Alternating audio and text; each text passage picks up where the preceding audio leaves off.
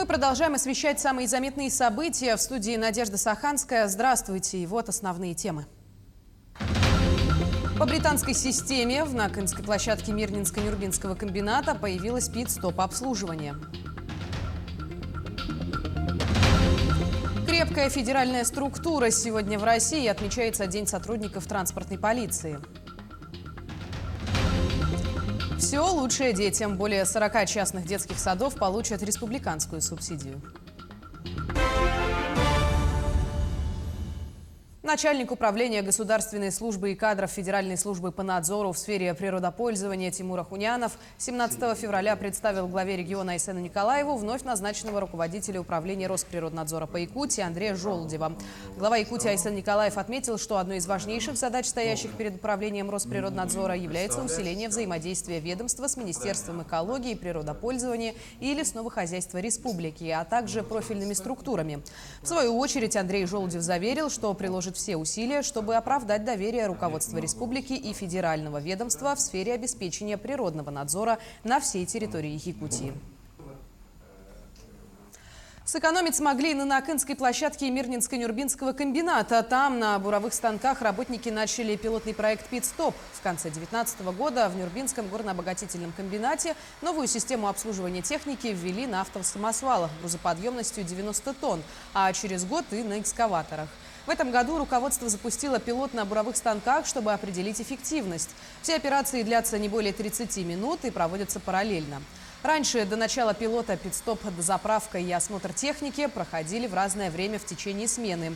Новая система обслуживания позволяет сэкономить 62 минуты и снизить простои.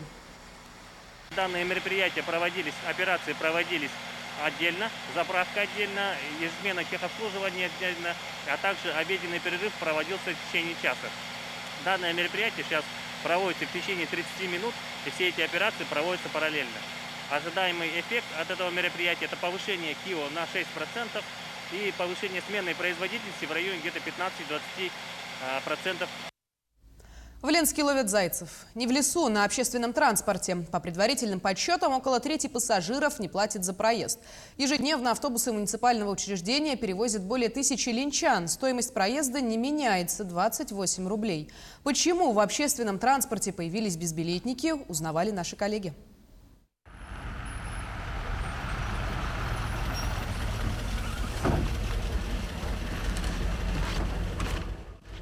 На работу Маргарита всегда добирается на общественном транспорте. В час пик не раз замечала, водитель на остановках не успевает рассчитать пассажиров. Среди них те, кто выходит, не оплатив проезд. Скажем так, да, у нас привыкли, чтобы у нас были кондукторы, чтобы все следили. А теперь нам дали, так скажем, свободу выбора, да, то есть тот, кто хочет и добросовестный пользователь общественного транспорта, он оплачивает. А, естественно, те, кто относится, ну, скажем так, легко к этому, да, они не понимают ценность чужого труда, из чего составляется зарплата водителей, да, и так далее. Они, естественно, пытаются избежать возможности заплатить не каких-то там 28 рублей. Зайцы в ленских автобусах появились этой зимой, когда в общественном транспорте убрали кондукторов. Замечать безбилетников начали не только другие пассажиры. На предприятии посчитали убытки. Выяснили, каждый третий пассажир не оплачивает проезд. Есть, которые добросовестные пассажиры, которые выходят, даже если толкучка такая, обходит автобус, и водитель лично отдает за проезд, оплачивает. Да. А некоторые прям стараются вместе со школьниками выскочить с автобуса и не оплатить.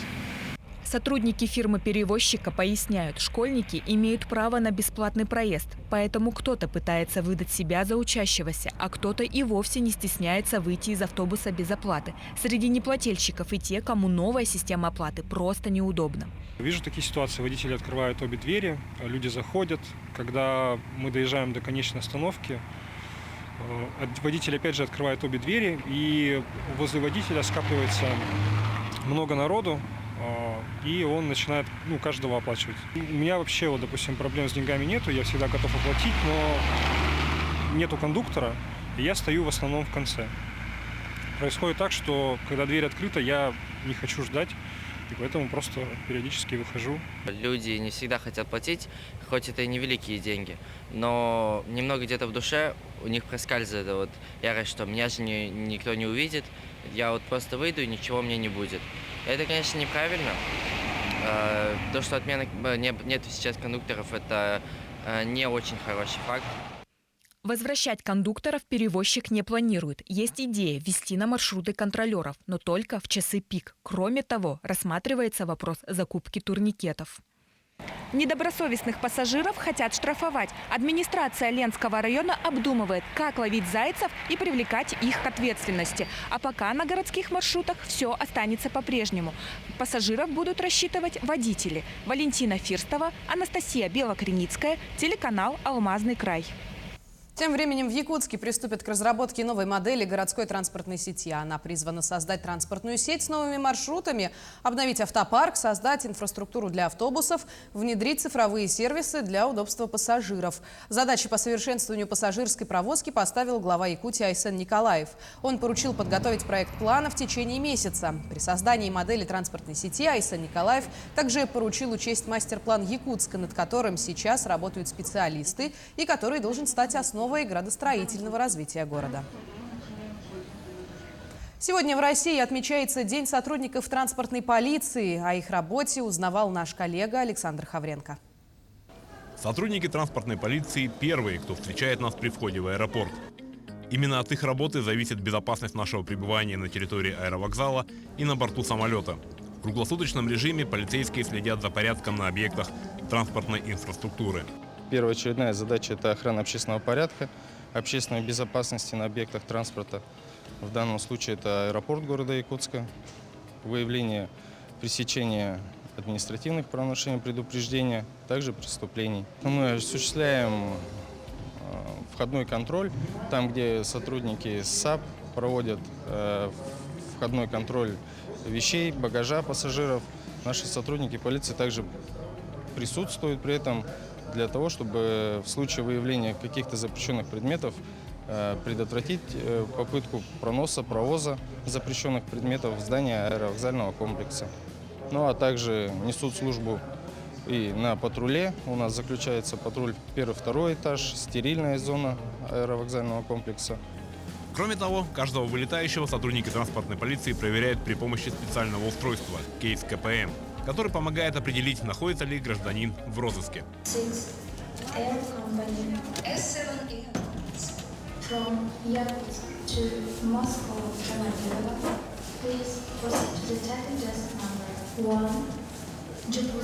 Данное устройство называется кейс КПМ, предназначенное для поточной проверки документов граждан, вылетающих, с целью выявления лиц, находящихся в розыске, либо находящихся в сторожевом контроле.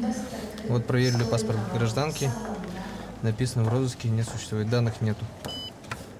Кстати, благодаря этому устройству чуть ли не каждую неделю в якутском аэропорту выявляются люди, находящиеся в том числе и в федеральном розыске.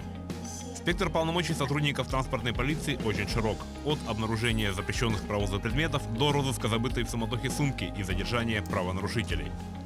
Также с транспортной полицией придется иметь дело тем, кто не смог побороть искушение и покурил на борту самолета.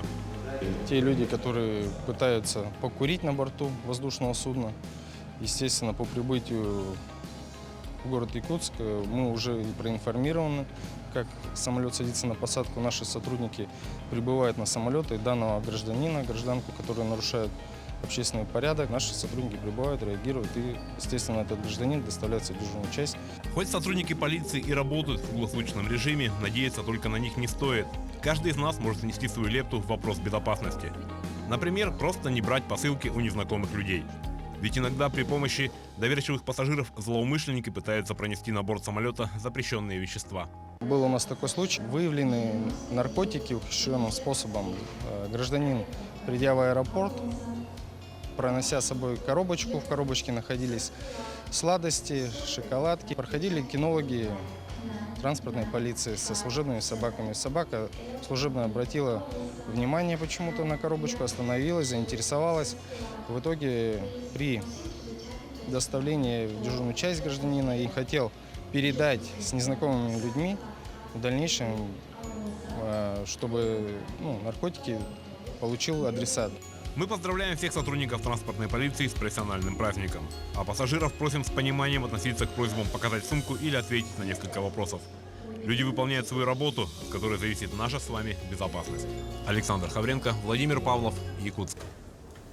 Выпускники школ продолжают готовиться к экзаменам. В числе нововведений этого года изменение максимального балла. По одним дисциплинам максимальный балл будет увеличен, по другим снижен. Уменьшилось время по истории и обществознанию. Если ранее на тестирование отводилось 235 минут, то теперь выпускникам предстоит уложиться в 180. А вот на английский язык время увеличится. Экзамен по математике станет более практикоориентированным. Число профильных заданий возрастет. Так, в Алданском районе ЕГЭ будут сдавать 202 11-классника, а также 9 выпускников прошлых лет. Уже определены 6 пунктов приема экзамена. Кроме того, в этом году впервые будет организован прием ЕГЭ на дому.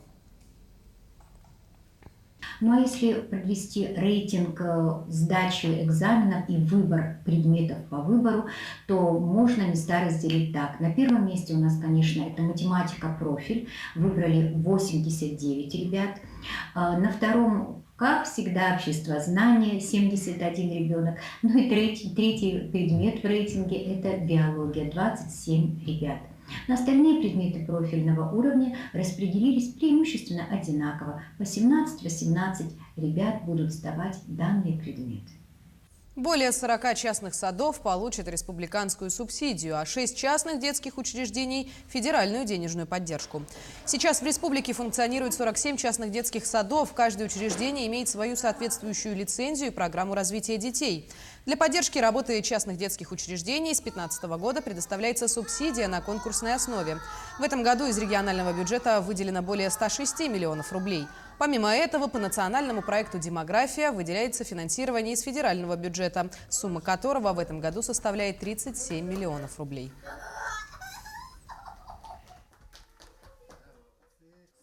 Но в региональной субсидии могут участвовать все предприниматели, которые осуществляют деятельность в сфере дошкольного образования. Это присмотр и уход, но все равно их помещения должны отвечать всем требованиям СанПин, требованиям федерального законодательства.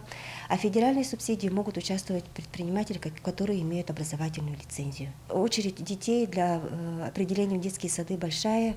По городу Якутску, по некоторым другим муниципальным районам. И наши предприниматели в этом нам очень существенно помогают. И очередь у нас уменьшается. И в завершении в Якутии идет подготовка к проведению международного чемпионата по традиционному оленеводству в 2023 году в поселке Черский Нижнеколымского района. План мероприятий чемпионата уже утвержден, собран организационный комитет. В этом году начинаются необходимые подготовительные работы к проведению мероприятия, в том числе строительство и ремонт объектов в Черском, а также заключение контрактов с подрядчиками на проведение работ. Более того, в Минтрансе региона сообщили, что в конце этого года аэропорт Черского будет готов принимать воздушные суда. Там сейчас идут работы по реконструкции и оснащению современным оборудованием взлетно-посадочной полосы аэродрома. На этом наш выпуск завершен. До встречи.